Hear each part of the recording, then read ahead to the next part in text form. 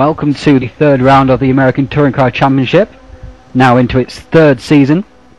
Once more, we are at the KW SuperSpeedway, the third time that the series has visited this venue. In front of you there you can see the points table so far this season. Keith Barrick leading the way. He's the only driver so far to finish in all top five in all races. Closely behind him is Francisco Villar, and in third place Yuri Braham. They're the only other two drivers to finish in the top 10 in all races this season, so it just shows the competitiveness of this league. Francisco Villar, of course, the only double winner so far this season. Yuri Braham with the most number of podiums this season, so their consistency is boding well so far. In fourth place is Jesper Talborg, who after his troubles at the Nürburgring with his epic drive back from 13th to 4th place, sees himself in 4th in the championship. Behind him is Boucher and Lasky, both in the Peugeot 407s and equal on points. Behind his 7th place is Vincent Kahn, the defending season 2 champion. The non-finish at Road America really costing him many points so far. 8th is Eric Nelson, winning consistently as usual. 9th is the German Matthias Klein. 10th is the Portuguese driver Miguel Neto, and level on points with him is Tyler Scullock in the Seat Toledo in the Synaptic Racing Bravo team. Now we're just in practice at the moment. Let's get into the action. And here we are now on board, or following indeed, Vincent Kahn, who is topping the timesheets so far by a mere thousandth of a second. Once more this track showing the competitiveness and the ferocity of competition in this league. Behind him is Barrick and Saul Boucher, Pedro Amaral and Talborg, and all five of those within less than half a tenth of a second of each other. Let's check in on Karen Madara and Andrei Bogdan, joining in 7th place in this race. Promoted up from the second server for this race is Emil Salborg, after his third and first place at the Nürburgring. Dropping down into server 2 is Paul Wood, who had very unfortunate connection errors in the second round, not able to register a finish or even start a race at the Nürburgring. Very unlucky there for Paul Wood. Currently running with Jesper Talborg at the moment, who's drafting one of the track double cars, I believe. It might be Darius Widerski. Can't quite read what the window says.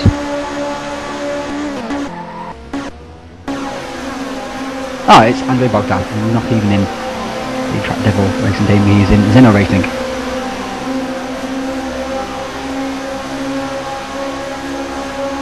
They are both on personal bests right now. As you can see, we are at an oval, and in every single car at this particular event is using the BMW 320 E90, the mandatory vehicle for this event. It's a tri-oval, 3 very elected sectors really. We are now heading to turn 1. Very deep banking, as you can see. With these touring cars it's very easy to get out of the groove and drift higher up the track. Of course, with the closeness of the racing, drafting will be all important, getting away from the pack. In the recent visits to KW SuperSpeedway, the first time they came here, the races were won by Keith Barrick and Brandon Lawson. While during season 2 when we came here, it was Marty Pierce and Yuri Braham who took both of the wins.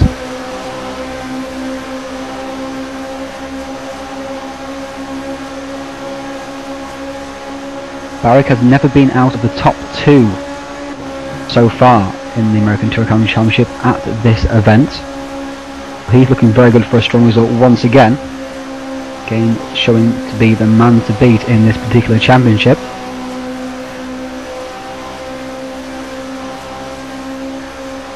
Several of the drivers are here from season 1, notably Abdul Ahmed, who had very good results so far. 3 top 6s after the 4 races he's competed at this particular event.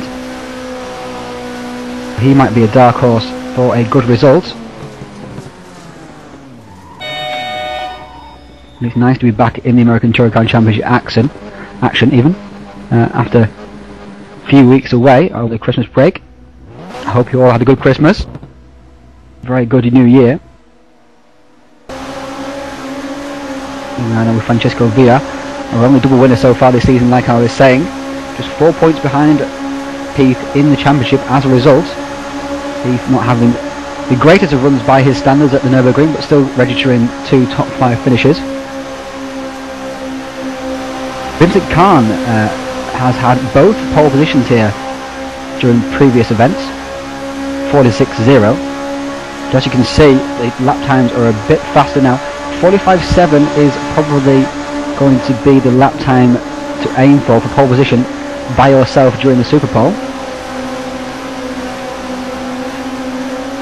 BMW has sped up a little bit with the ATCC mod.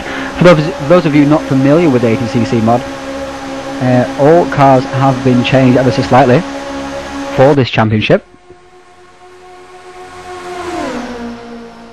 The more even spread of field.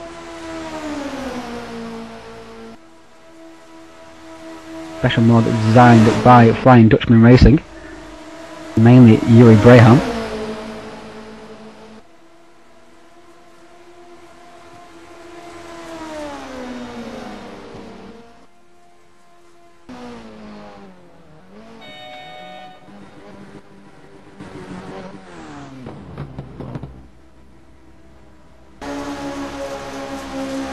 Going ball with Mattis clean for a run. Just put him in there, hitting the wall. That's not very good. It's not the way to get around the track.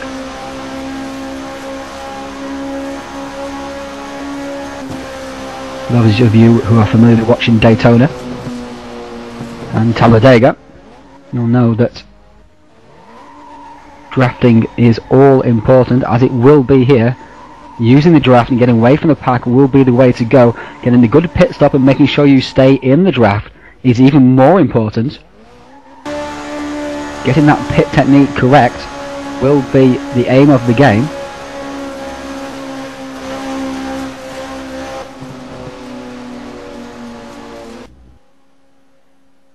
So as we are just less than 1 minute to go until qualifying, it will be a very interesting battle indeed.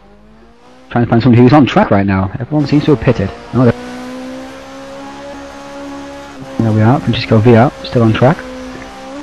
Tarbo going for a nice little drive through the forests. Thank you for showing us that, Jesper. Jesper, of course, probably had the best drive of the season so far by anybody, I would say, coming from 13th on the grid after his pit stop blunder in the first race at Nürburgring. And in the second race he went from 13th to 4th position, only a few seconds off the race winners. It really was a stirring drive there from Jesper. He'll be looking for another strong result here. And here we are now into qualifying.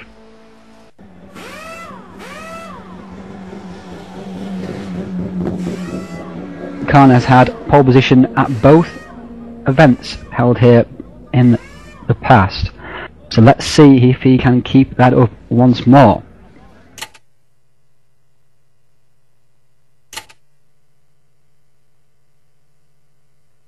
Hopefully somebody will be out on track as we try and find them. And there is Saul Bouchard going out on track. Third in practice. Fresh from his win at the Nürburgring in the first race. Qualifying second now and taking advantage of the pit blunder by Jesper Torborg. Heading now down the straight, trying to get as much speed as possible. Of course, you've not got much time to get any speed or any temperature into the tyres around this place. 45-second lap.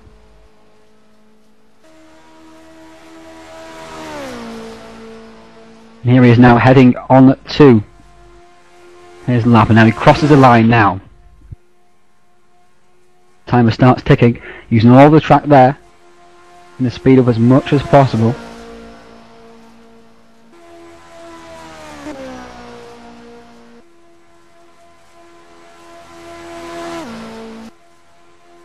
Share line joined 5th in the championship so far. All DHR Simcraft drivers have been doing very well in the championship. All 3 are in the top 7. As a result, they are leading the team's championship at this present time. And what can Boucher produce as a lap time for this? Looked like a clean run to me. Crossing the line now at 45.998, and Jesper Tarborg is over almost 2/10 above that.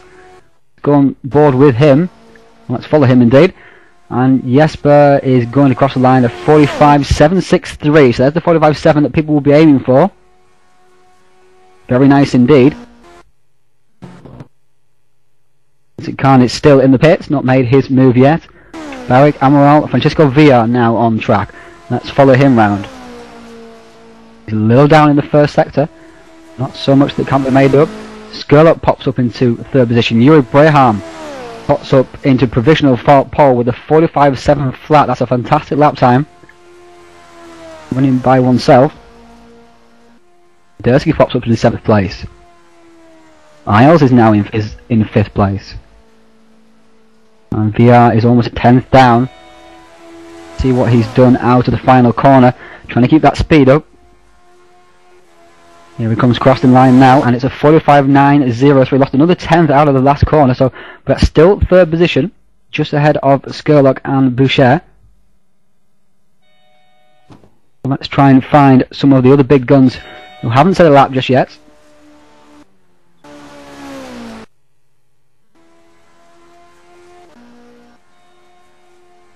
Vincent Khan and Keith Barrick head on the track. We'll follow Keith Barrick first of all. He's further along on his outlap.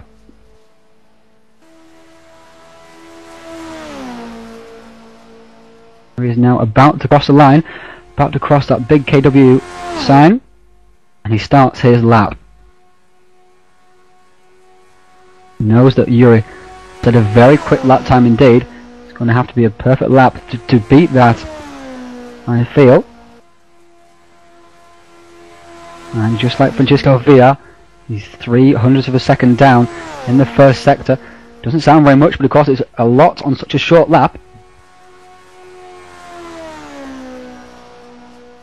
Second sector split coming up very shortly. There it is. He lost another 4/1000ths of a second. Still doable here. If he keeps the speed up, it's still on the front row provisionally even. And it's a 45.724. He made up a little time on the last corner, but not enough. But it's still provisional front row there for Keith Barrick. Let's see now what Vincent Khan can do. And he's .0066 up. Can he make it 3 in a row? 3 pole positions at the KW SuperSpeedway. Goes over the line for 45.774. No! Oh, such a shame. Obviously not done quite so well, even cut the track quite enough out of the final corner. Vincent Khan's run of pole positions at this track is broken. So just Daniel Wood, Michael Van Sheppard and Stefan Werner to go in this race. I'm missing a driver actually for this particular race. I'm not quite sure who that is.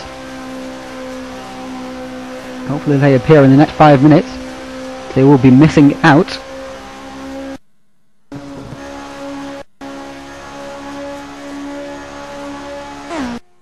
Stefan Werner in his TrackDevil.com Racing BMW starts his lap.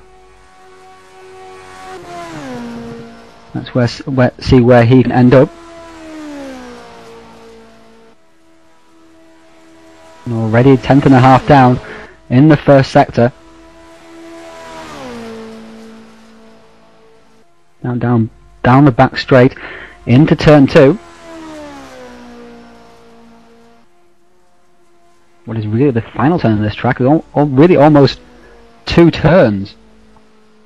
They're so long, and the banked tri-oval part of this, what we would call the front straight, I guess, Comes now over the line. It's a 46.4. Really disappointing there. 19th place for Stefan Werner. Now Daniel Wood is about to cross the line as well. Let's see what he can do. It's going to be a 46. 46.1, 12th place. He'll be happy with that.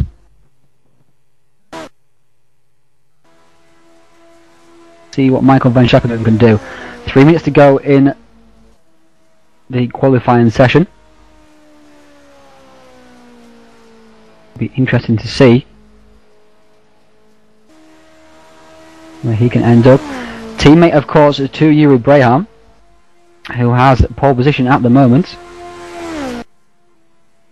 So it's unlikely that Michael will spoil the party, and very unlikely the fact that he just hit the wall coming out of, out of turn 1 into turn 2.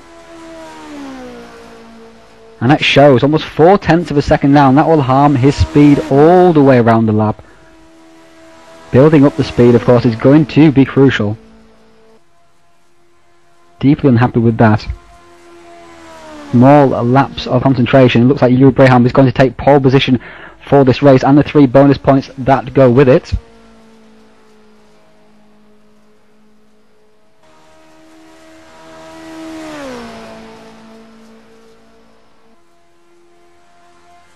Michael's about to cross the line. It's a 46 point and 23rd position. I'll be very disappointed with that, with Diogo Lopez back in 24th. So congratulations there to Yuri Braham, taking pole position from Barrick, Torborg, Khan, Nato, VR, Skurlock and Boucher. Khan qualifying well once again, but he'll be disappointed his run of pole position has been broken. But I would say that Yuri came up with almost a perfect lap time there, 45.7 flat.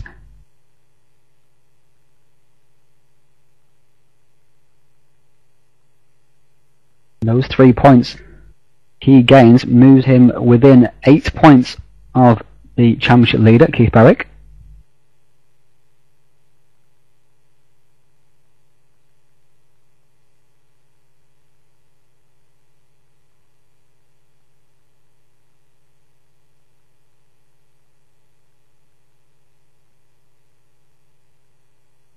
Yuri coming off the back of a 7th and a 3rd at the Nürburgring. Jesper coming off the back of a 13th and a 4th, as we discussed earlier. Vincent Khan is coming off the back of a 3rd and a 6th. So we had a much more consistent run than we had at Road America after the crash which saw him DNF during the second race there, sorry. Very high speed incident it was as well.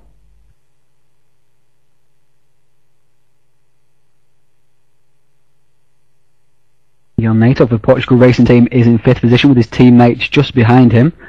Francisco Villar, double winner of this season. He's come off the back of an 8th and a 1st at the Nürburgring.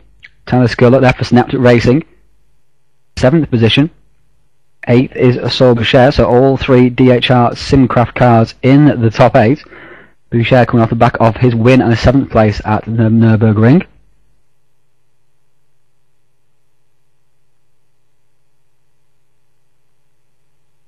Hopefully this season we won't see an incident like in Season 2, where a backmarker caught the apron and spun back in front of the top 3, causing 2 of them to retire. Span in front of Lawson, Barrick and Khan. Barrick managed to just get through that mess, but lost the win, handing it to Marty Pierce. But both Khan and Lawson had to retire from the race. Hopefully nothing like that happens again.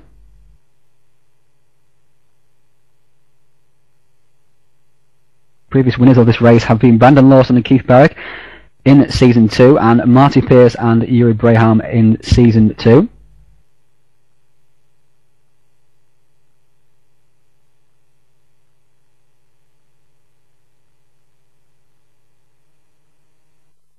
Vincent Khan has had mixed results here really at this race. As I say, pole position in all the races that have been held here. We are now in warm-up. So we'll go to our race monitor and we'll check out the full grid. There is Yuri Braham, 4th line Dutchman Racing, with a 45.7 flat. say with Barrick, Tobol, Khan, Nato, Biart, Skurlock and Boucher rounding that top 8. Very good run there from Pedro Amaral for Team Nata with a 46 flat. He'll be happy with his 9th position on the grid. In 10th place is Robert Isles. 11th is Bogdan. 12th Daniel Wood. 13th Hugo Gonsalves. 14th Darius Widerski, who ever since his mishap at Road America in the second race has really not done very well at all, been quite disappointing in the races so far after such a promising start with his 2nd place at the first race. 15th is Abdul Ahmed, well placed. As I've said before, he's had a 4th, a 6th and a 3rd and an 18th, but we'll scan over that, but a 4th, a 6th, 6th and a 3rd in the 4 of the races he's had here before. Reggie's there in 16th, Reese there in 17th.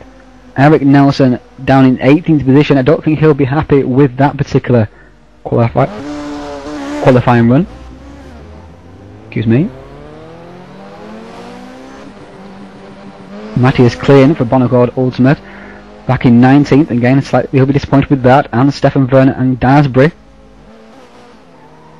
Emil Sarborg in 22nd, just newly promoted from Server 2, driving for Waterblue Racing. Rounding out the grid is Michael van Scheppingen and Diogo Lopez.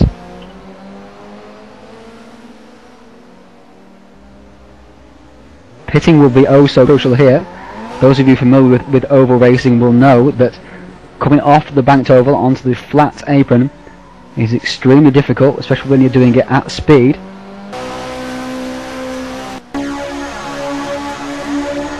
Donato is setting the pace so far in this short warm-up session.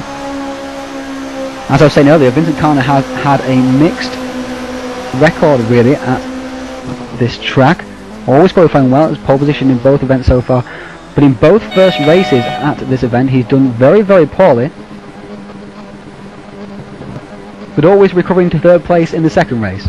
So hopefully he's wanted to get rid of that poor performance in the first race and get a good result in the second race. 23rd and the 17th is his record in race 1 in these particular events. But it just shows with the drafting and with the closeness of the field, it's quite easy to get up from lower on the grid to higher up the grid for race 2. But of course he doesn't want to have to be doing that this time around. Let's see what happens. He hasn't qualified on pole so far, so hopefully he won't have such a bad race 1.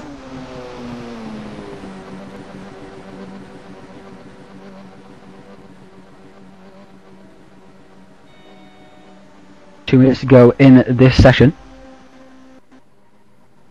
A reminder that the ATCC round 4 is next week.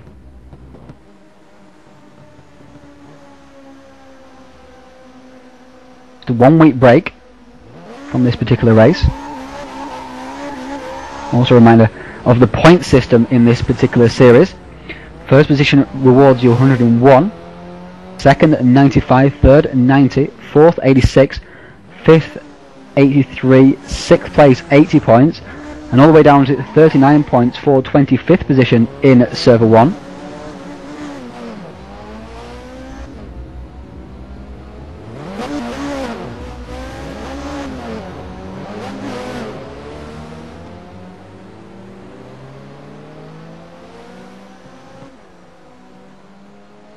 Round 4, which as I say is next week, is from Watkins Glen.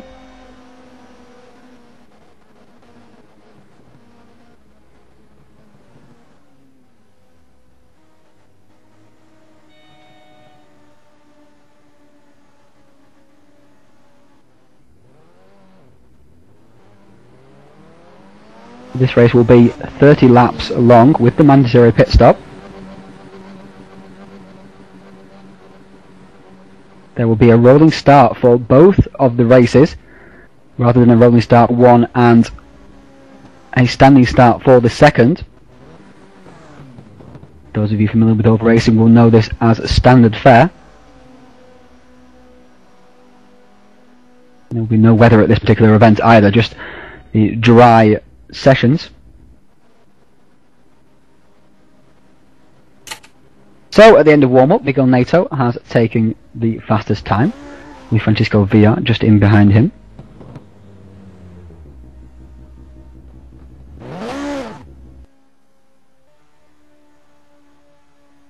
Now at the end of warm-up, and we will be shortly going to the race.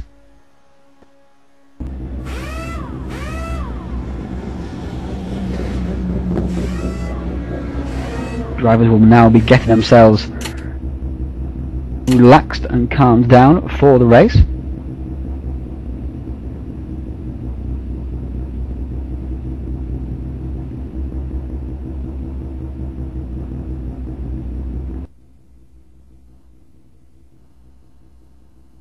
couple of cars have already joined the grid. There is the car of Emil Salborg.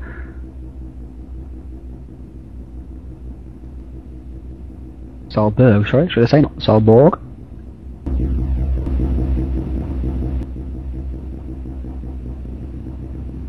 Car of Reese Gardner, driving for TrackDevil.com. We'll have all three cars in this particular event.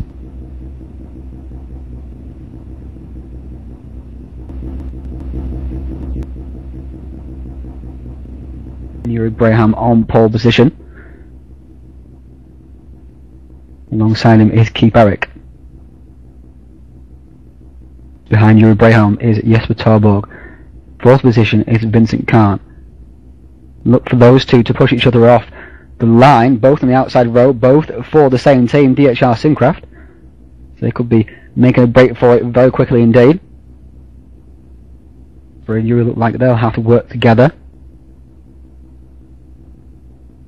The Synaptic team look a little bit spread out, so they may have to find other drivers to help them through.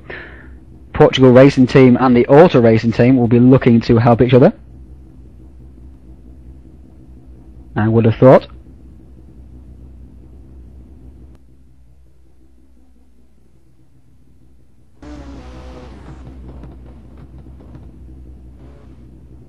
Ready to...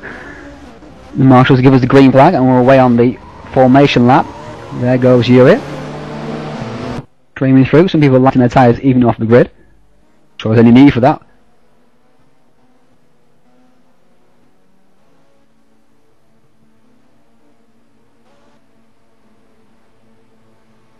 Field leads round now to what would also be technically described as turn 2. Really only 2 real turns on this particular track.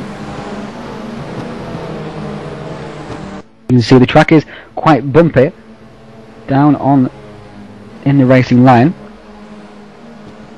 Can't move around on each suspension. There's a nice shot as the car flows through turn 1. Down the back straight now.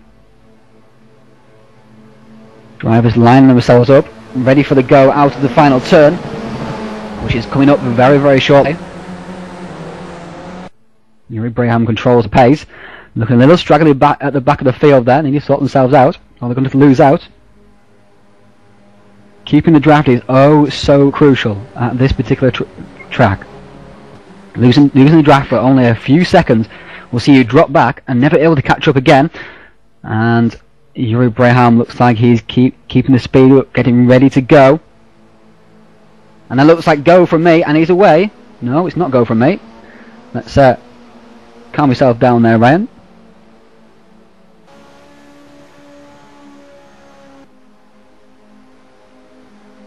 Dream towards the end of what is officially lap 1.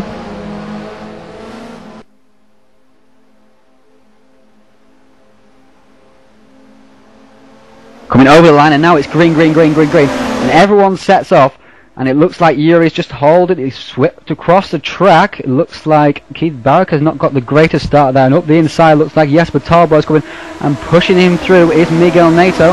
It's 3 wide going around turn 1. There's Jesper in the lead. Neto on the inside.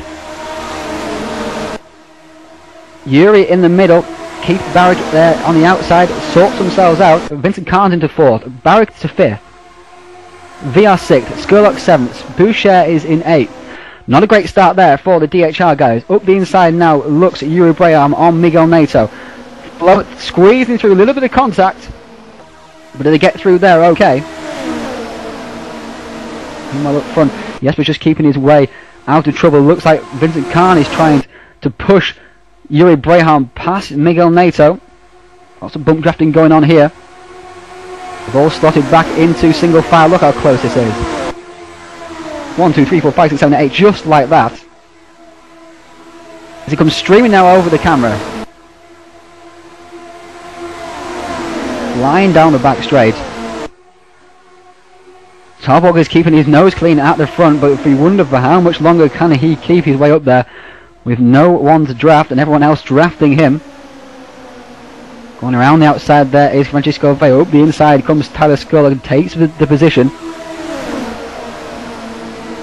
And the top 8 still covered by just over a second. As they stream over the line, finished start at lap 3. Robert Isles in 9th place sets the fastest lap, 45.882. And all the field is covered by less than a few seconds. Indeed, the top 16 covered by 3.6. The whole field covered by 6.8 seconds. That's phenomenal. Michael Vachekin has dropped off the back of the field. Looks like he's going to struggle to get back up through the field once again, losing that draft. Now you can see still the positions are being held. No one can seem to find a decisive move in these early stages. Of course, there is 30 laps and we're only on lap 4, just now heading to lap 5, so there's no need to go absolutely crazy just yet. But the field is certainly very, very tight indeed. Fastest lap by Tyler Skull at 45.707. He's the second Synaptic Racing BMW there in the queue. They're in 6th place. Getting pushed along by Francisco Villa. He comes streaming out of turn 1 once again. There go all the leaders, and the top 7 have made a break. Looks like the top 7 have dropped Saul Boucher. He's going to struggle to get back up there again now. He's going to have to work with Karamadara Andrew Bogdan to get up through the field.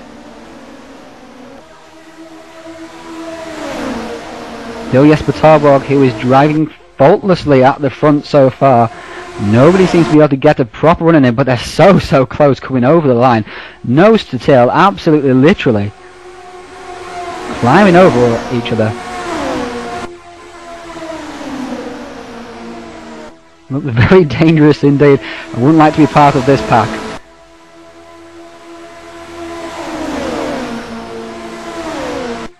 And Yuri goes up the inside, and everybody else follows him.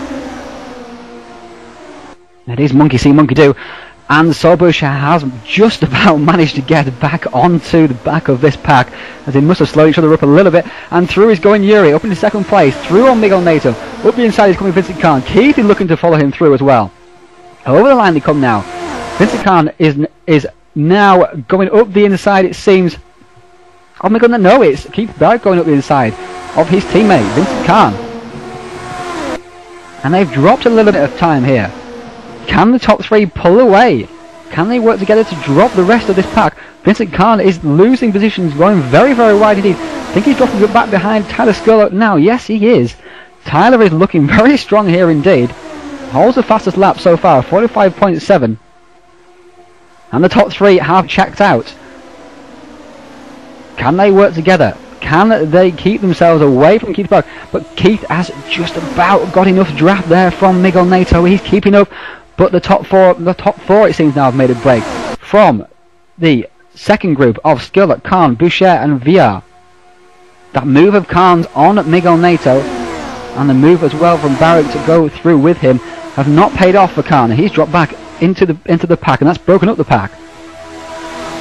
Still the top 4 are very close. We've got 2 clear groups here. Tarbo, Braham, Nato, Barrett, followed by Skillet, Khan, Boucher and VR. For 1.5 seconds keeping away that group now. Keith did very, very well indeed to keep up with this group after losing slight contact. He must have driven his socks off just to get up through the field there. And Nato looking for the overlap on Yuri Braham now, but doesn't quite get it. Keith looking around the outside now of Miguel Neto, and Keith sets the fastest lap so far, 45.614. As he comes streaming over the line, into turn 1 and out of turn 1 again.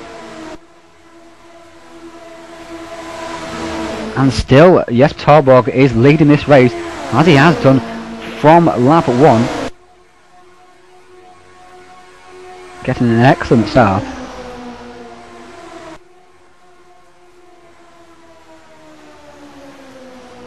Carlos now moves into 5th position at the moment, but he's not going to be able to do much better than that until after the pit stops. Everyone will have to pit together, it seems, as well. That would be the most sensible option. That could also create problems, trying to slow themselves down for the pits without hitting each other with such fast speed. Maybe braver or even more reckless on the brakes than others going into that pit area.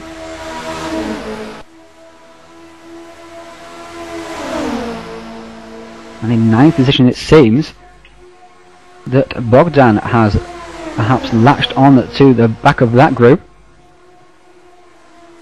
As up the inside goes Keith Barrick, he's making a move for 3rd position. Yuri Braham is looking like he's wanting past Jesper Tarborg. Now we have 2 groups of 2 there.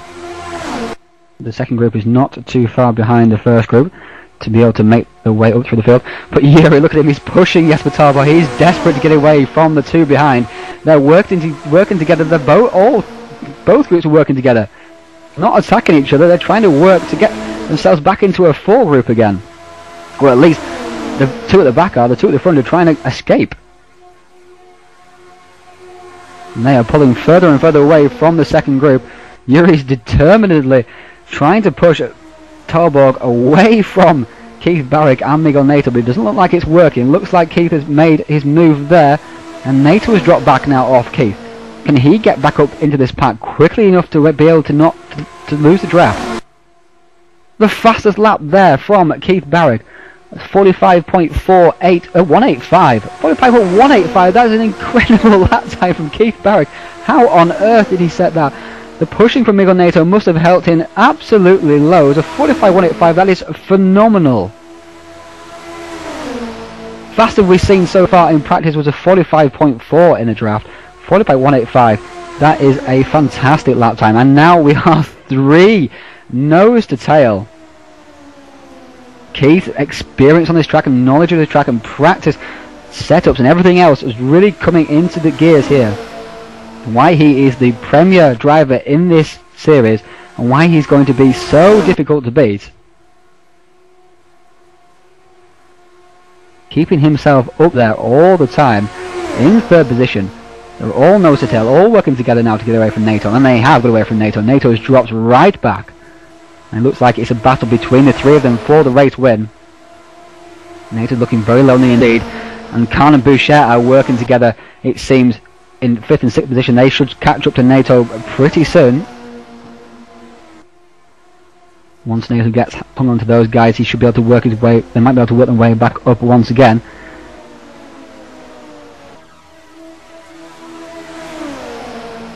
Top 3. Yuri Braham ahead in the pack now. Keith in 2nd. Tarborg in 3rd. First time in the race that Tarborg has not led. Now Keith is making the run for the lead. He is on fire here in the middle of the race. Just before the first pit stops. We must be going up to pit stops pretty soon, and that will be the absolutely crucial part of the race. Perhaps even more fascinating than the racing itself. That is where the crucial tenths are lost and made. Golovia and Bogdan are still battling away. They're in 9th position. For 7th position, sorry. Front group have spread themselves out a little bit here. Quickly check some at the back of the grid.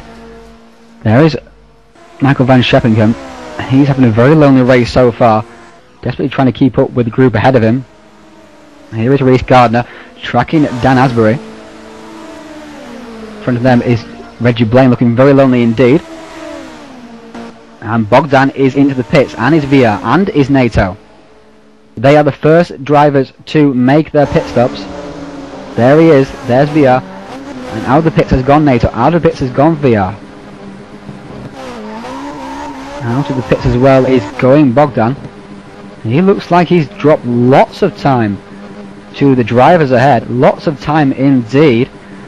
Let's check in on the leaders then.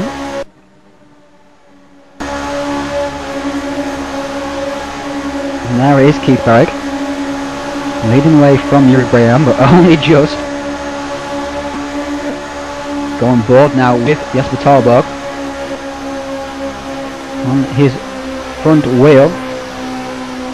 And there is Francisco Villa rejoining the track. 3 slide past him. Now on to lap 16. When will these guys pit?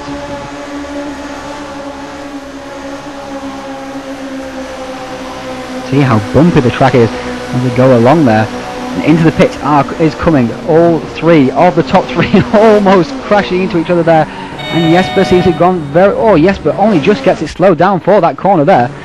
And it looks like he's made lots and lots of ground on these 2.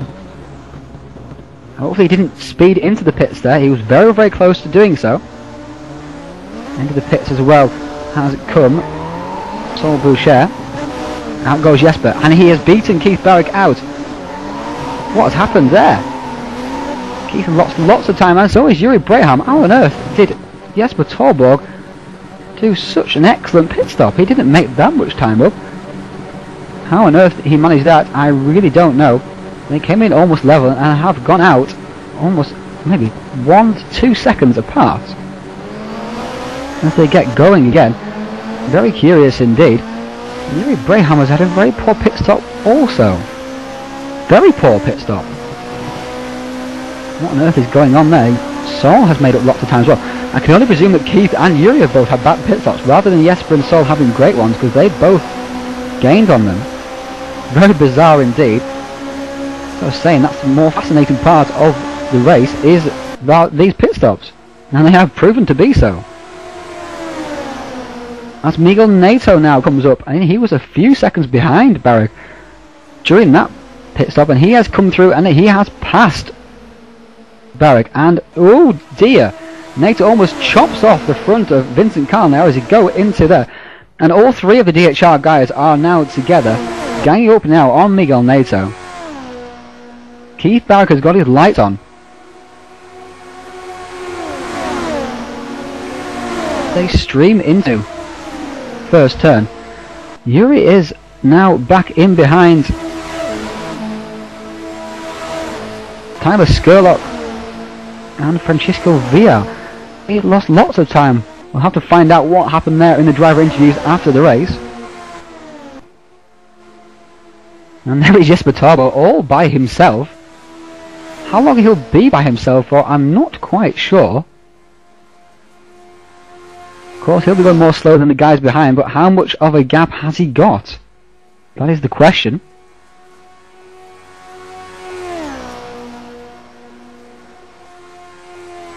He's got almost a 6-second gap. Now, can he keep that up over the next 11 laps? Diogo Lopez has now pitted. He was one who did very, very well after coming up from server 2 in Nürburgring with the 6th and the 2nd position.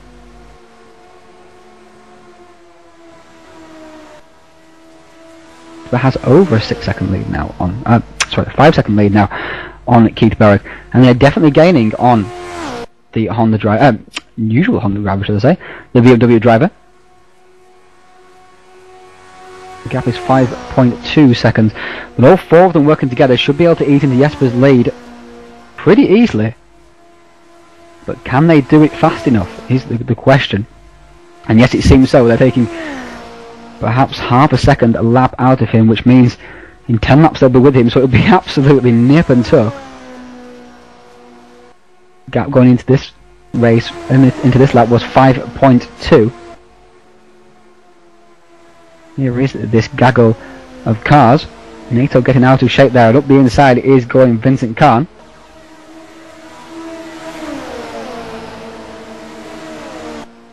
And the gap at the line, after being 5.2, is now 4.9. That's not enough They need at least half a second a lap to be able to catch up Jesper Torborg.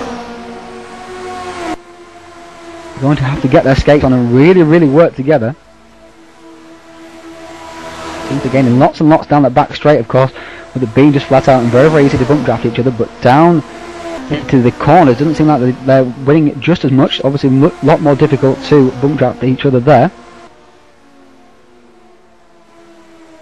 7th and 8th are Greyhound, Via and Skurlock. Stuck there for now. Berg this lap is taking much more time out of Torborg's time, but that one lap of quite slow looks like it may cost them. They've only taken 0.4 from him that lap. 8 laps to go, it means 3.2 seconds they'll make up. Still over a second adrift of where they can be. Jesper just needs to keep it together. Coming up on lap traffic now. He's keeping low down the track.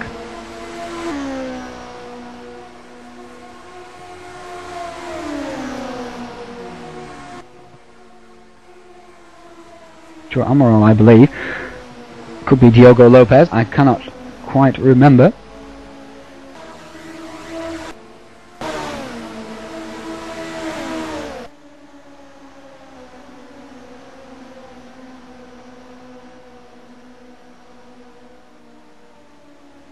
Oh, and Stefan Werner has been disqualified from the race. I don't know what on earth for that. Oof. Perhaps we get some details about that. Not sure when that happened. Gap is now down to 4.1 seconds to Keith Barry, but it's definitely not coming down fast enough. And into the pits has come Amaral. Perhaps he has some damage somewhere.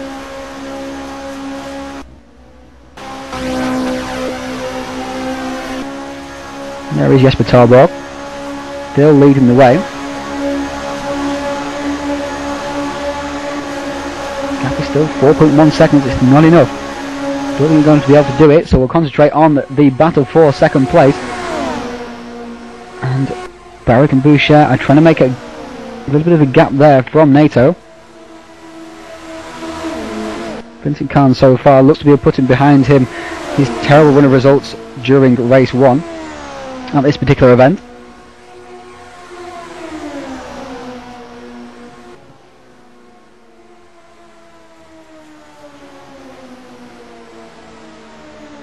Up is down to 3.7 seconds. If you can just make a decent gap on this final sector, they will do okay, but they don't seem to be able to put it together. Gap remains at 3.7. Torborg is doing an excellent job up front, 45 9s, 46 zeros, lap after lap. Race fuel and race setup, that's extremely good lap times indeed. 5 laps to go.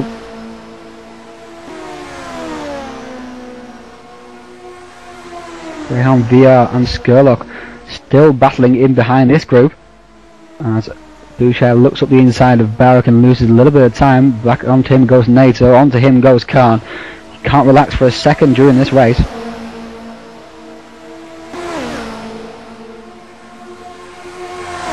And it looks like up ahead that Jesper has got a drafting buddy. Indeed he has. Nice to know who that is.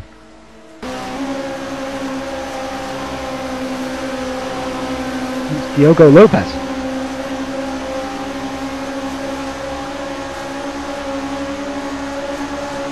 Be helping Jesper Torborg around the track. That will really please him. Pushing him around. Him in the draft.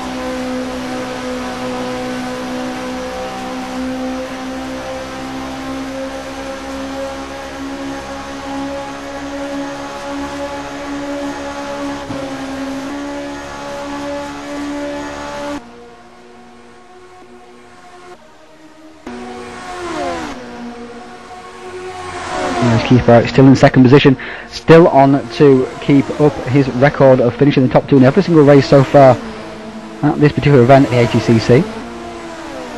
3 second places and a win.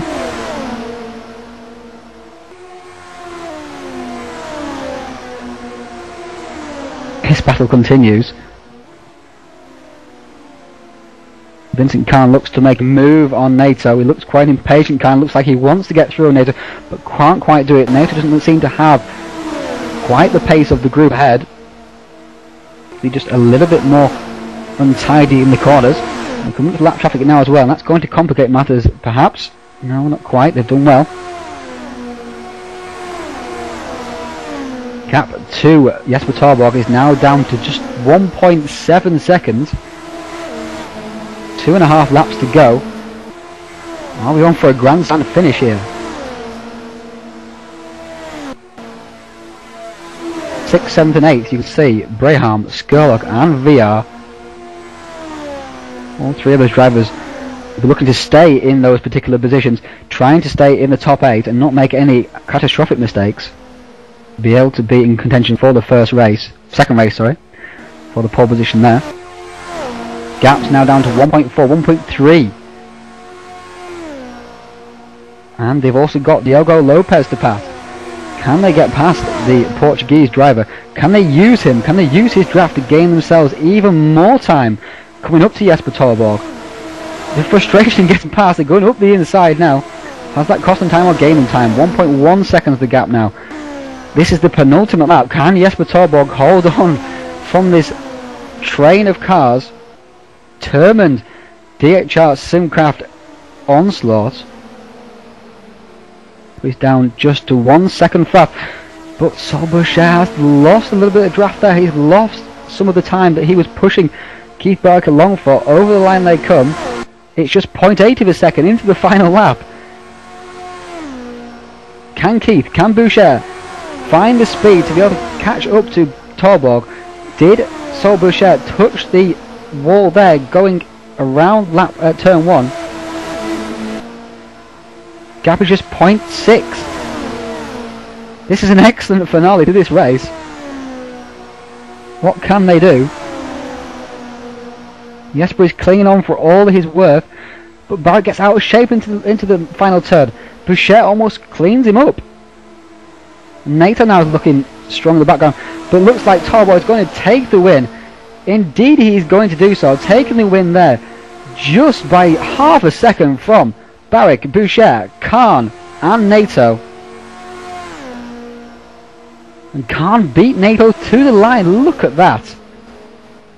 Braham, Skurlock, VR. He'll be on pole position again for the second race, looking to do well in the second race format once again. Wood, Nelson, Ahmed, again very, very close over the line.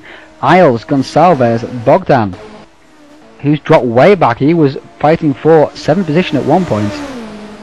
Reggie Blaine, Darius Swiderski. There is Reggie. Emil Sauerborg, Reese Gardner. There is Matthias Klein and Michael van Scheppingen, moved away up to 20th place from 24th. He had a terrible start, so lost lots of ground, and it's very difficult to make ground back up once again, of course.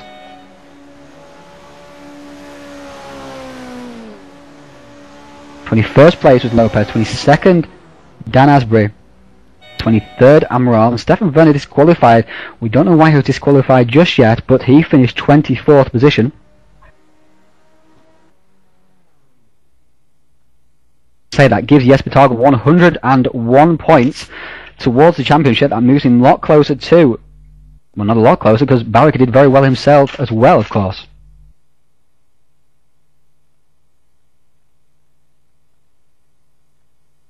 Barrick taking 95 points from this race. Cher taking 90.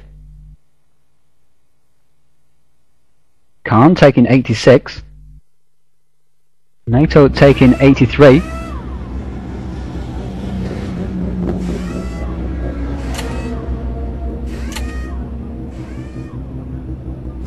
Boucher there. Oh no, sorry. Braham's going to take 80 for his 6th position.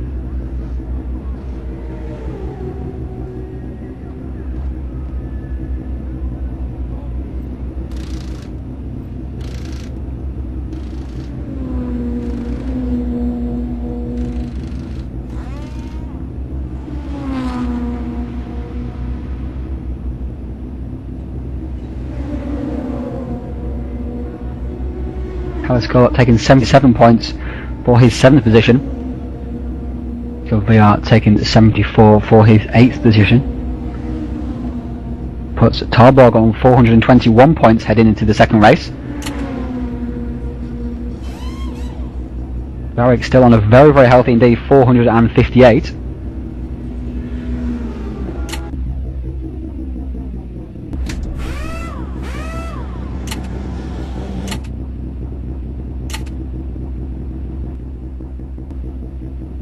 Now get ready for the second race.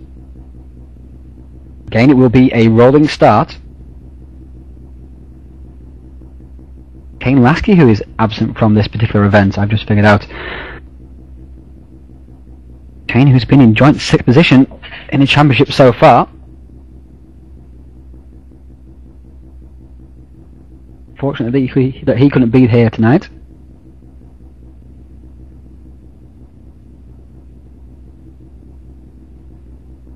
Via has dropped an extra 21 points in the championship to Barrick.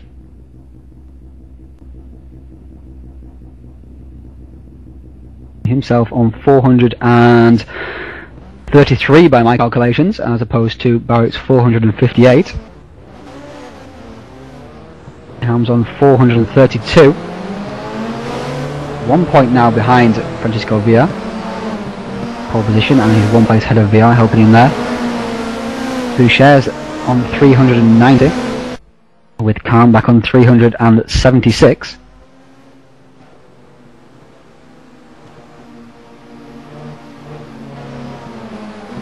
Well, NATO moves on to 360, and Boucher moves on to 357. Good luck, sorry. And 354, I apologise.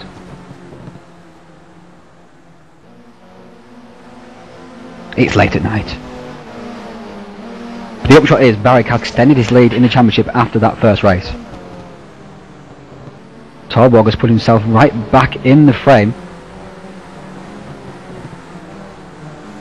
Barrick keeping up his run of always finishing in the top 2 in this particular event, as we now get ready for the start of this second race. VR takes the inside line and pole position after his 8th place in the first race. In second place is Tyler Skurlock, 3rd Braham, 4th on the outside there is Nato in red and white car. Then comes the DHR brigade of Boucher, Barrick and Vincent Khan.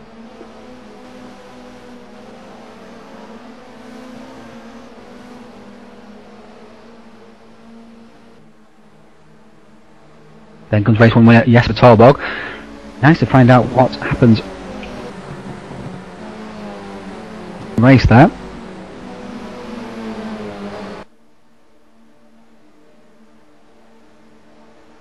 Here we are now at the start of the race, and we are away. And somebody has left the game. It's Abdul Ahmed. We've lost Abdul Ahmed before the start of the race, and Villa has made a great start there.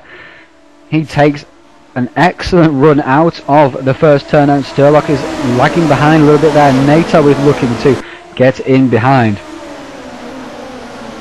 He has won both second race events so far this season. He'll be looking to do so again. Looks like somebody was up there in the barriers in the back there. Find out who that was.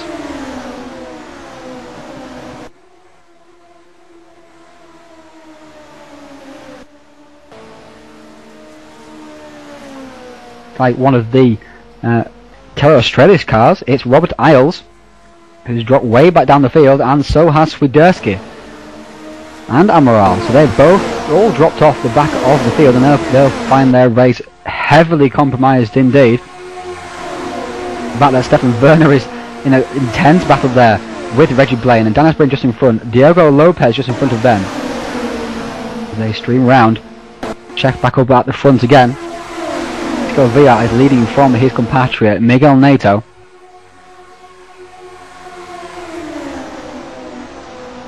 The whole train of cars once again forming at the start of this race. Train of 7 this time.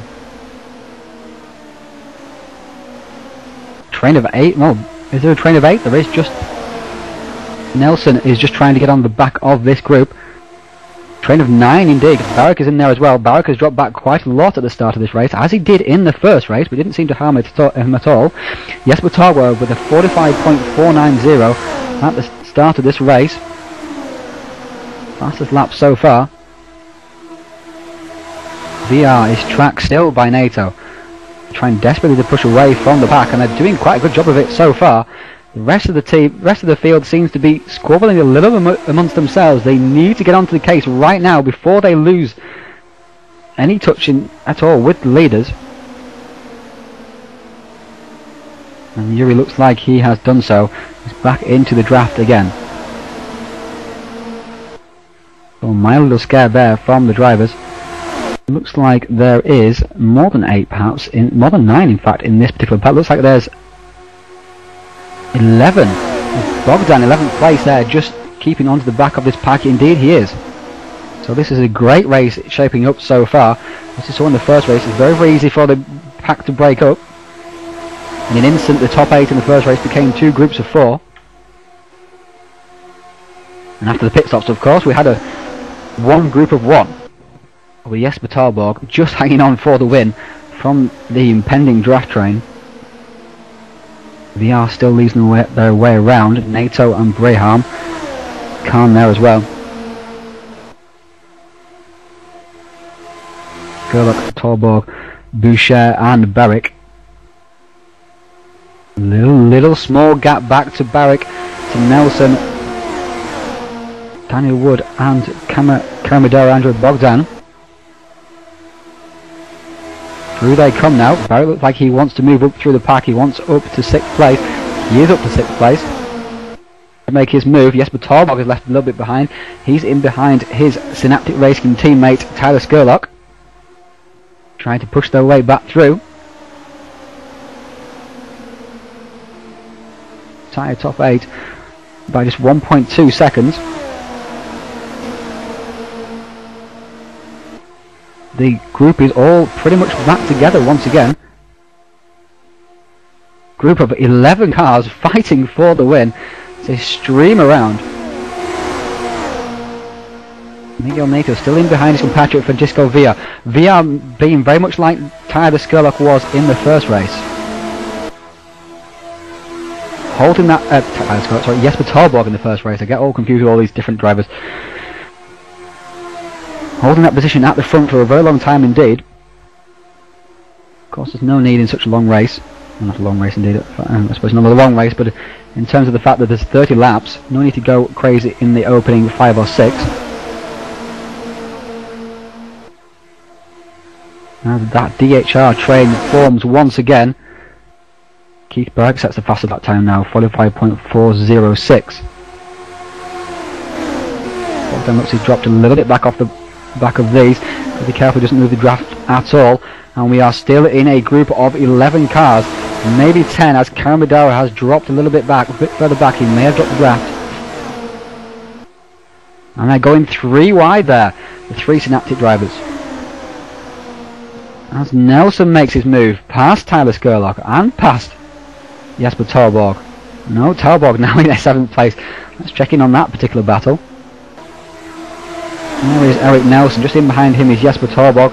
They've dropped a little bit back. They're in a small amount of danger of losing the back of the pack. Would be disaster for guys like Jesper Torborg who are in the championship fight. There is Eric Nelson. Sit behind that train of DHR cars.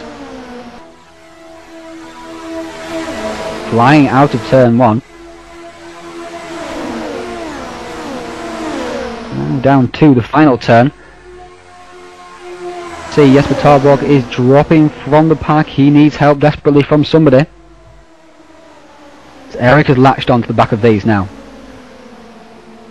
And look, it's 3 wide. There's contact there, almost a huge accident. NATO gets into Vincent Khan, who gets into Saul Boucher, I believe, and Keith Berg is taking advantage of that. And he's up now with those drivers and overtaking his THR teammates and going up the inside of NATO and Khan. Barrett goes from 7th to 4th in the blink of an eye, and Jesper Torborg is right back on this pack again. So that little mistake, the little incident, has let everybody catch back up once again, and we are back to an 8 train of cars once again. with perhaps the three behind just sniffing around for a small bit of draft.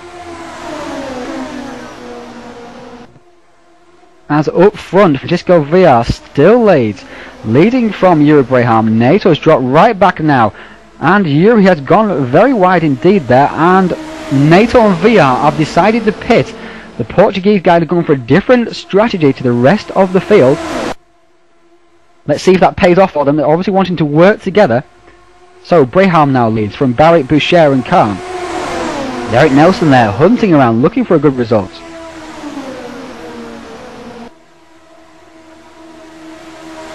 As is Jesper Torborg, Vincent Khan has lost ground. Daniel Wood and Karen Madara just in behind him. In behind Bogdan is Skurlock. Braham now keeping the lead there from Barrick, who's found himself in the top two once again.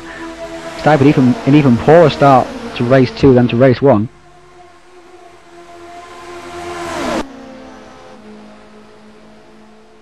In behind, Nelson and Torborg start to be looking to work together a little bit more than they were before. Vincent Khan looking in behind as well, and Barrett looks like he got a little bit of slide on there after a touch from Saul Boucher. Now they head down the back straight into the final corner. It looks like the DHR guys are making a move for the lead. Indeed they are, and Braham's been hang out to dry, but Nelson couldn't quite take advantage there. Torborg is pushing them along.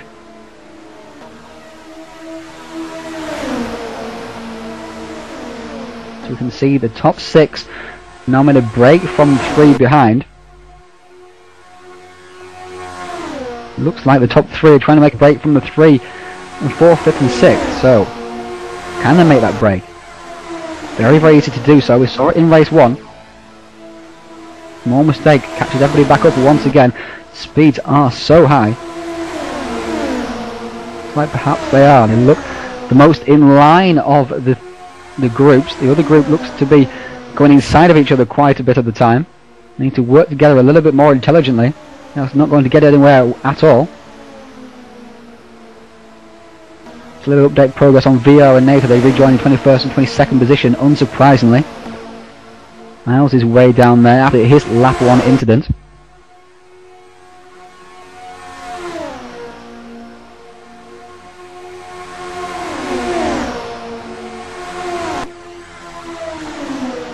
Top 3 covered by less than 1/10 of a second.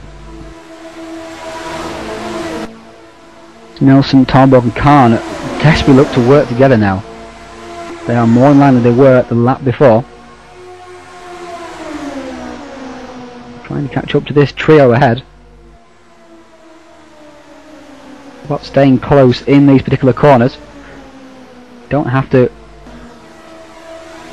catch up too much down the straight. Interesting to see if NATO and VR are working together. Let's see, let's go to them now. And they're putting their lights on. They obviously wanted the pit, and Braham has just touched the back of Boucher, and Barrick has made a break for it. And through now is coming Eric Nelson. I think. Oh, it's Jesper Torborg in fact. And Eric Nelson has been dropped by this pack. What has happened to him? Khan there in 5th position. 4th position, should I say, as he's just gone past Jesper Torborg, and they're sliding around back there. Vincent Khan getting a big wiggle on. Into the pits they come. Barrett goes in. Braham goes in. Khan, Boucher, Torborg and Nelson. Oh, look at them all piling into the pits. Very, very dangerous indeed. I think one of them at least is going to be speeded, surely.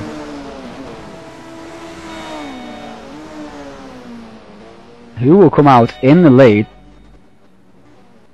Let's see what happens here. Already Keith Barrick has left the pits. A lot better pit stop than he had previously, of course. Braham is leaving as well, alongside Jesper Torborg, who's had an excellent pit stop once again. As they're glued together. I'm not sure what they're going to do when it becomes collisions again. And the game has decided it's going to be Jesper Torborg who takes the position. But he's on the outside now of Yuri Braham as they head out now back onto the track. Keith Barrett doesn't have a big lead like Jesper did in the first race, so it will be interesting to see how fast these guys catch up to him. And here comes Francisco Villar, Miguel Neto, and they've passed these guys. Can they get? They won't get past Keith Barrett, so they'll find themselves holed up against him. But the big question is, as Villar and Neto catch up to Keith Barrett, will these guys be able to catch up back onto Neto and Villar? And I think they can. That was a danger, that Neto and Villar will catch up to Barrett and become a team and leave these guys behind. But indeed, who has been left behind is Vincent Kahn and Saul Bouchard. That's not worked out well at all for the other two DHR cars, but it's worked out well for the DHR car of Keith Barrett. They all have their headlights on still. I don't think they're pitting again. We've got them to turn the lights off. Diogo Lopez, Hugo Gonçalves and Stefan Werner are still on track. In fact, actually Gonçalves and Werner have gone into the pits, but Diogo is still lapping around. Probably not the most advisable thing to do, considering keeping the draft is so important. And so this battle at the front is rejoined. It looks like a 5-car race for the win, unless the two DHR cars in behind can work together and perform a miracle. It looks unlikely. So we have effectively Barrick in the net lead, Villar in behind, Neto, Torborg and Yuri Braham rounding out the net top 5.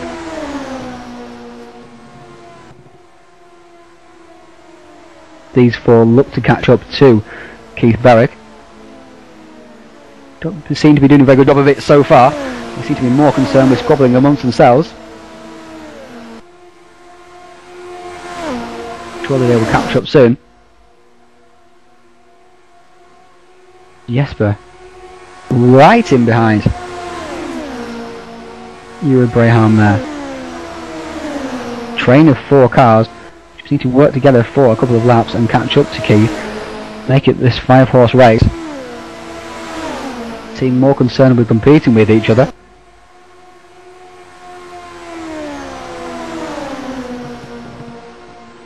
In the whole course of things, I think only Neto and Villar really want to work together. They are in different, no, not in different teams, sorry.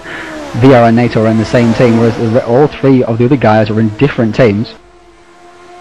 Torborg has taken the position there from Yuri, leading him round as Yuri tries to push him along. And they are just about catching up now to Keith Barrick.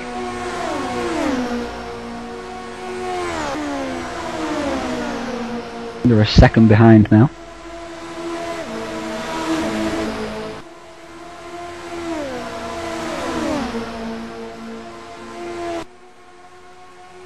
Bogdan has rejoined in 8th position.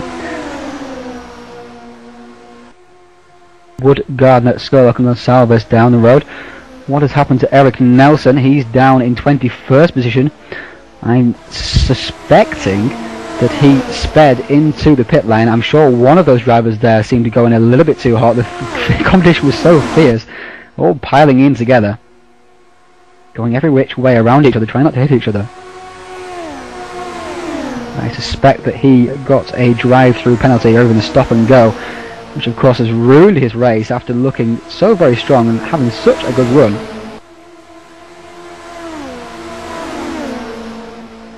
Gap is coming down very slowly to Keith Barrick. Look like these guys are working together quite as well as perhaps they were earlier in the race. As Jesper makes a move up the inside of Neto, makes a move up back up the inside of him, and this is exactly what Keith Barrick will be wanting them to do for the next 9 laps, just squabble amongst themselves. It's exciting racing, but it's absolutely perfect for Keith Barrick as they all go almost 3 wide along the front straight. And they've lost time to the single car of Keith Barrick, who's doing a fantastic job to stay up there, just like Jesper Torborg did, doing 45.9s and 46.0s lap after lap. And they settle back now into a rhythm. They just need to work together. So squabbling.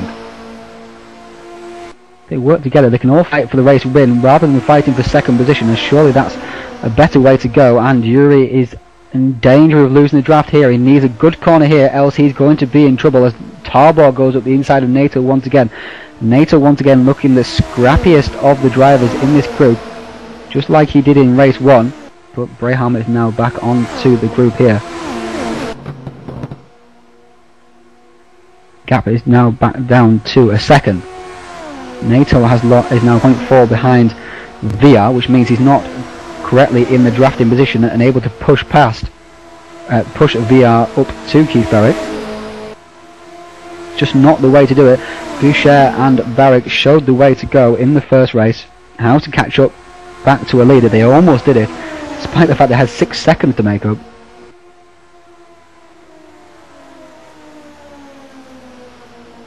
Callan there is very lonely there in 6th position. Looks like that's where he'll stay for the rest of this race. Boucher in a lonely 7th. Stays that way. Vincent Callan will pick up another 80 points, and Boucher will pick up at a 77. Gardner has seen himself have a good run up to 8th position. He'll be pleased with that.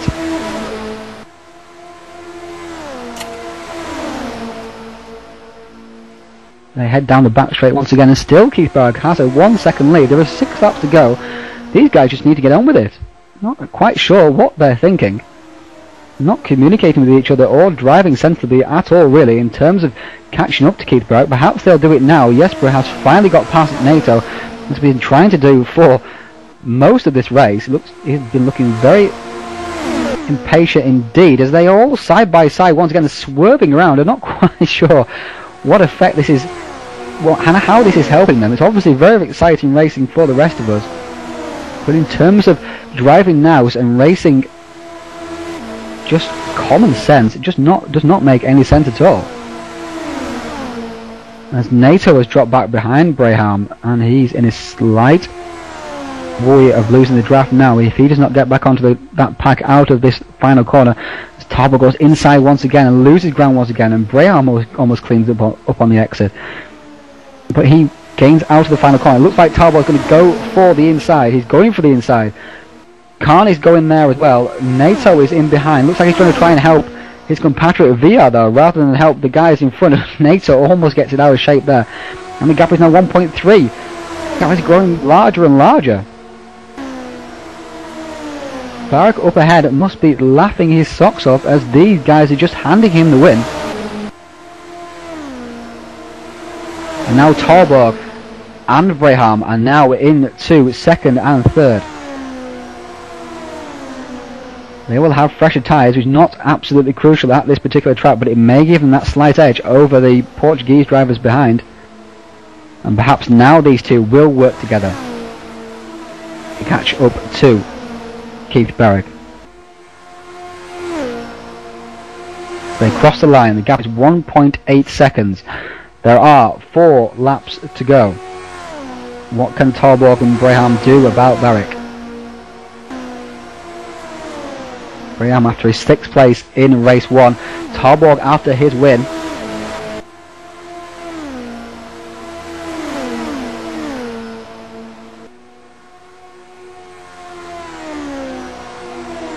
Keith stays where he is. He'll take 196 points from this event and extend his championship lead ever further.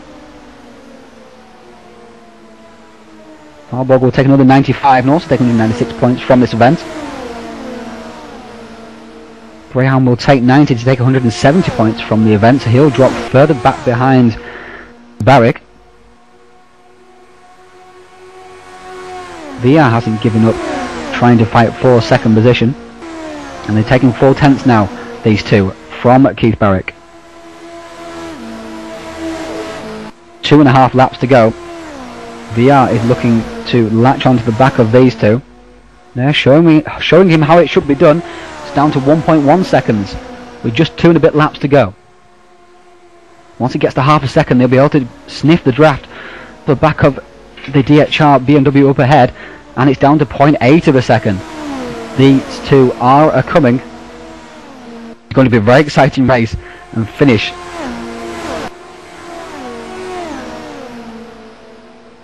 as Jesper Tarbog sets the fastest lap of the race.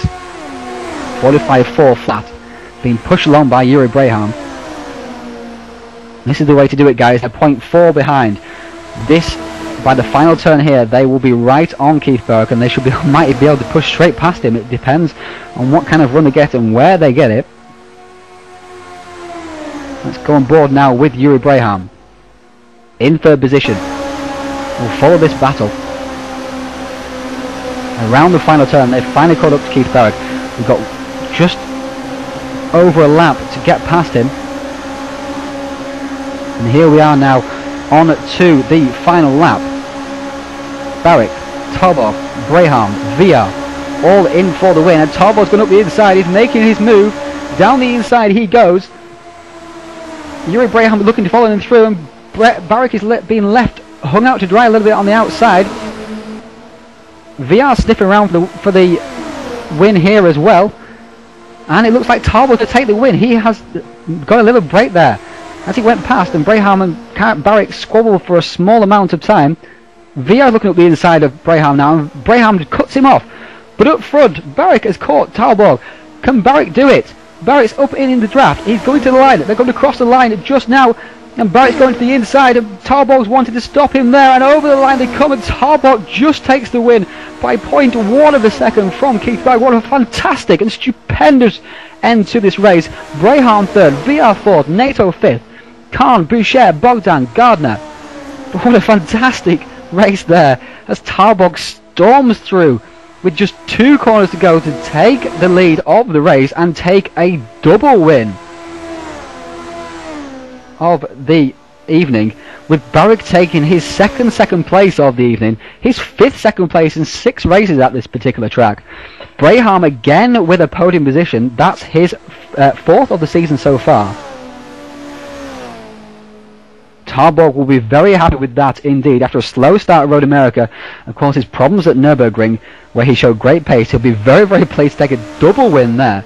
Daniel Wood took 10th place, Hugo Gonçalves 11th, Blaine 12th, Lopez, Werner, Skurlock, Amaral, Klein, Solborg, Van Scheppingen and Robert Isles. What an exciting race we had there in the 3rd round of the American Touring Car Championship.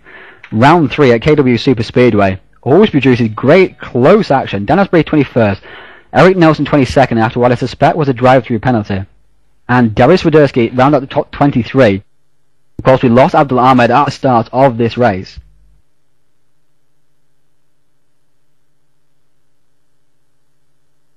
But Jesper Tarbog will be absolutely delighted with his win, with Charles Boucher recovering to 7th place in that race, almost catching up to Vincent Khan. Maybe if they work together, they might have been able to catch up to Miguel Nato. Of course, it's more difficult than it seems. So Braham with his 3rd position takes 90 points. VR with his 4th position takes 86 points. 83 points for Miguel Nato.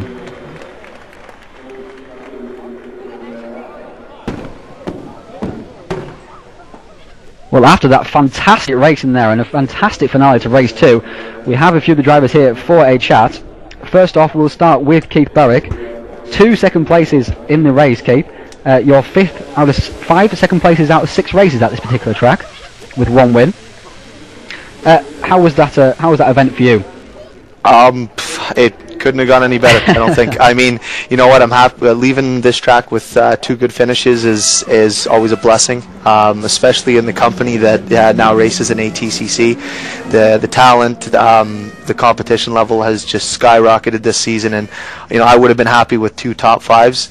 But taking 2 seconds out of here, especially having the championship lead going in, is definitely a blessing. But watching Jesper pull off 2 wins here, my hat's off to him, and you know, it's just a phenomenal feat that he pulled off. So well done, Jesper. What were you thinking as during that race you emerged out of the pit stop with perhaps a 2-second lead, and the 4 guys behind you seemed to squabble amongst themselves, not gain on you at all? You must have been, I mean, laughing to yourself, really. What were you thinking? Well, it was perfect. I mean, I was about a 1.5 second lead majority of the second stint of the race, and there was battling going on back and forth, and then as soon as Yuri and Jesper had freed themselves up, I knew that they were coming, and there was nothing I could do about it. All I was trying to do was trying to think, okay, if they get me on, on this lap, the second last lap, or the last lap, where can I put the car? Are they going to go outside? I'm just basically trying to run through all the options in my head, and the option that ended up happening ended up me losing by, I think, about hundredths of a second, which I'm totally happy with. Yeah. It was stunning to watch as they just about managed to catch up back to you. I mean, the DHR train almost caught up to Tarborg in race 1. So Tarborg must have felt some satisfaction from the second race, the fact that he was able to do it, whereas the guys in behind him weren't able to do it. Well, what happened in the first race though with the pit stops with yourself and Boucher? And Braham, what on earth is going on? Well, Yuri, do you want to take this one? You go ahead. Well, Keith said to me, let's go to the pit in the next lap, and we both were concentrating on putting on our lights to give the signal to the drivers behind us that we're going to pit. And we were just so busy with putting on the lights that we forgot to request the pits. It cost us 5 extra seconds. Oh, unbelievable. So I'm coming out of the pits. I'm thinking Jesper's already set off, and you guys were, what's going on? Jesper just disappeared and just took the win. I always had too big gaps for you guys to be able to catch up. Saul, you lost the draft a little bit in race 2. Picked up a 7th place, but race 1 was very eventful for you as well. How did the event go for you? Oh, I can't complain at all. Coming out with a podium in race 1 and a top 10 finish in race 2. I mean, I come into a track like this, a little small mistake can end a race. So I'm just happy to finish as well as I did. It was a blessing for sure, and to see my teammates up there with me as well is just absolutely fantastic. Yeah, we saw the DHR train going well there. How was it drafting with Keith and Vinny? Oh, just like we planned, just like we practiced. I got a little bit lucky with a miscue between Vinny and I coming into the pits in the first race. Vinny had pitted a lap earlier than me, and I boneheadedly didn't notice his lights, and he went in, and I carried on, and I was basically out by myself for a lap. And when I pitted in, he had a little bit of trouble in the pits, and I nailed my pit perfectly. So him and I came out side by side. So that was a little bit of luck there for us. So him and I were basically able to work together till the end of the race, trying to catch Jesper, which we weren't able to quite do. But Right, Yuri, how did races go for you? Obviously, you got a podium in the second race. That's your 4th podium of the season, and you got a 6th place a 7th place, sorry, in race 1. Well, and also you got pole position as well, which looked like an absolute perfect lap. I was 6th in the first race. Oh yes, you were 6th. Sorry. Well, I can't read my notes. My writing is notoriously bad. Yeah, after the mistake in the pit stop in race 1, I just lost the draft to the cars in front of me, and then you can't catch them anymore because the front runners are running such high speeds in the draft. You have to get with them. So and then I noticed that the 2 cars in front of me, Tyler, and the other one was Francisco Villar, and I know he's 1 position above me on the 2nd place in the ranking. So I was like, okay, that's my call. I have to beat him for the position. That's good for the points. And and later I noticed that Jesper was first, and he's the one. He's the guy on the 4th place, if I'm correct. So with the 2 wins, and I'm happy with the podium in the 2nd race, and of course the qualify. It's all extra points, but I think Jesper will give us some hard times during the ATCC season. Well, by my calculations, which are always a bit sketchy, Barrick has 553 points. Very well done to him. Round of applause. With the battle for 2nd, 3rd, and 4th extremely close. You've got Yuri on 525, Talborg on 522, and VR on 519. So there's 6 points just covering we actually, Ryan, we 4. actually, Jesper did join us for the drive interview. I mean, he the guy deserves a round of applause all around because you know, at racing here, it's unbelievable. I would never expect, you know, to see a double win. I never in my wildest dreams thought I would ever see a double win here, and he, you know, did amazing. Well done, Jesper. Superb. Really was excellent driving there from Jesper. Well, thank you, boys. We'll see you next week. In fact, so there's only a very short gap this time around. So we don't have to wait 2 weeks this time, which is excellent news. And we'll be at Watkins Glen, won't we, Keith? Where we had one of the test events. So that'll be exciting indeed. So thank you guys again for great racing. Got me very excited in my chair. I think I might have woken up people in my flat, but oh well. I will bear the abuse for you guys. You know, the sacrifices I make is incredible. I know. Ryan, you do a great job, and once again, thank you, Ryan, for staying up so late and doing what you do, mate. Yeah. Blah blah blah. Right. Well, thank you very much, guys. I'll see you later. Take care. See ya.